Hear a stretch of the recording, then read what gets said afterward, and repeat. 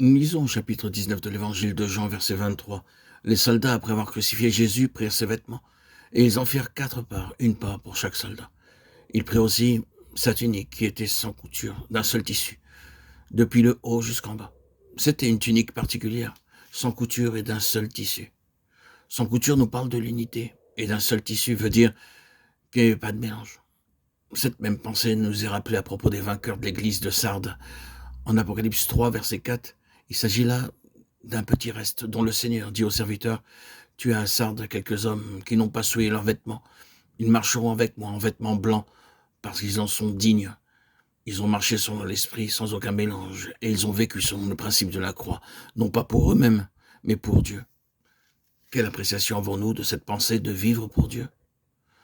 Nous réalisons dans notre propre expérience que si nous décidons de suivre le chemin du Seigneur, l'amour que nous avons pour Dieu est fonction de l'œuvre de la croix en nous.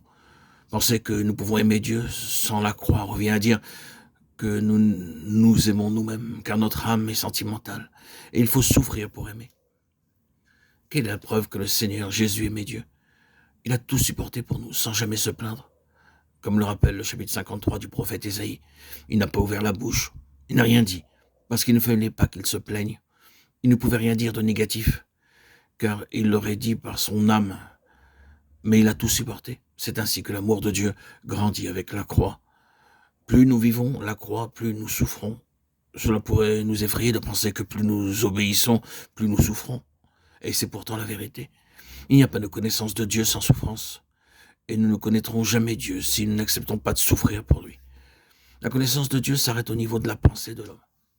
Notre amour pour le Seigneur grandit avec la croix. Plus nous avançons avec lui, plus nous l'aimons. Et il nous prépare pour une nouvelle étape en vue de nous amener toujours plus près de lui. Mais sans la souffrance, nous ne pouvons pas être près de lui. La croix est une loi. Le Seigneur a vécu la croix. Avant l'expérience de la croix, il savait qu'il serait l'agneau de Dieu et la victime expiatoire. Jean-Baptiste a reçu la révélation de l'agneau. Comment obtiendrons-nous cette unité selon Jean 17? Uniquement par la croix. Plus nous vivrons la croix, plus le Seigneur sera au milieu de nous.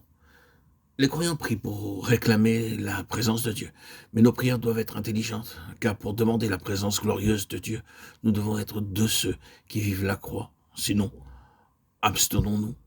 La gloire de Dieu, c'est Christ. C'est l'agneau immolé. Si tu crois, tu verras la gloire de Dieu. La gloire, c'est le Fils de Dieu, révélé par la croix, et sans la croix, il n'y a pas de révélation. La croix nous élimine, et plus elle nous élimine, plus nous voyons la gloire. Ce qu'est la gloire, ce que Dieu a dans son cœur, ce qu'il aime. Dieu aime sa volonté. Si nous voulons plaire à Dieu, nous devons chercher la volonté de Dieu.